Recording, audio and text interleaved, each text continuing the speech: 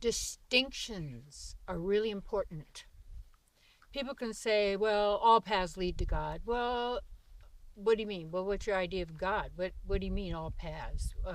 What does that mean? And we could take it at one level, means, well, that God presence is right there with you. That's my experience of that. That's what I like. That's what works for me.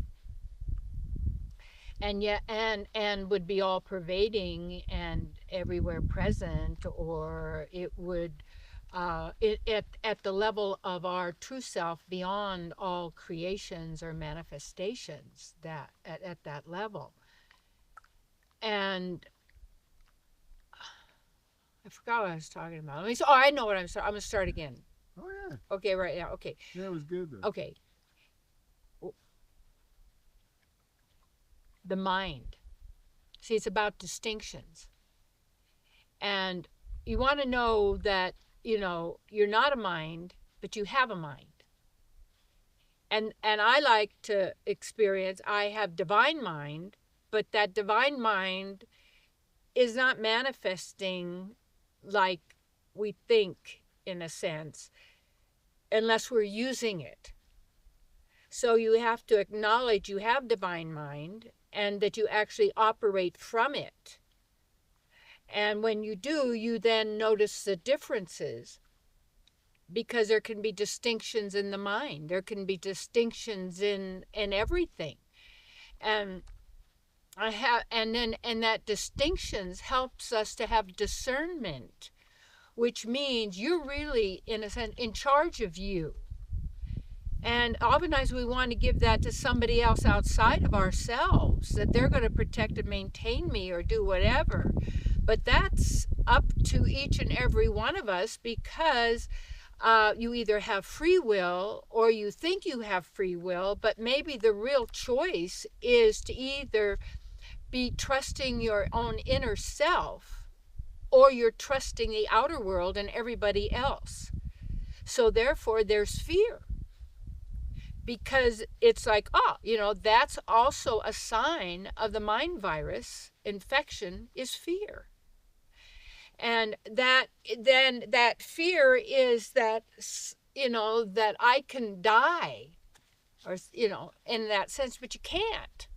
That's the good and the bad news, in a sense, because you're an eternal being and you emanate light. You have your own light. You're not light. You emanate, in a sense, light. And in this reality, electricity and all of that sort of thing.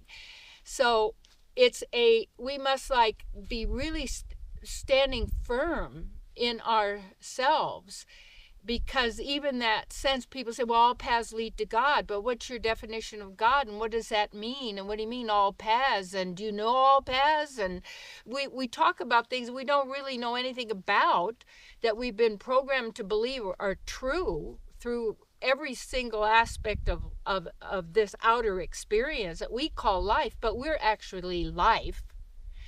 And life is our eternal existence, and we are eternal existence. And to know your own nature and be who you are, that's a moment to moment choice that you are making, we are all making.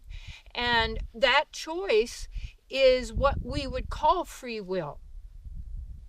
And it's that choice is, do you honor your inner self and your own knowing and your own divinity, or are you trusting your mind? Your thoughts? You can't. Where do they come from? The images, the pictures in it.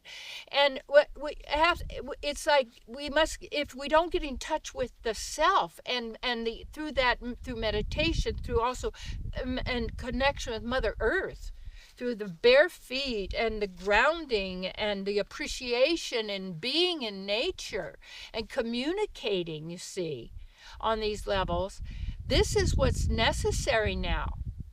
And for yourself, because you must, it's like that commitment and calm. We don't, all the words are really, we're using the words that we've been programmed to use with definitions that somebody else made up as to how we're supposed to understand it and perceive it. But what you can trust is your intuition, your inner guidance, your knowing.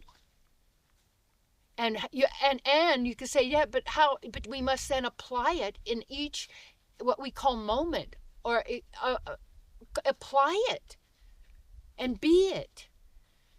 And that key of it is that love, and the bliss of who you are, and acting from that. You see, so you're not a mind; you have a mind. You have to choose, because you must want the best for yourself and for everyone. Yeah.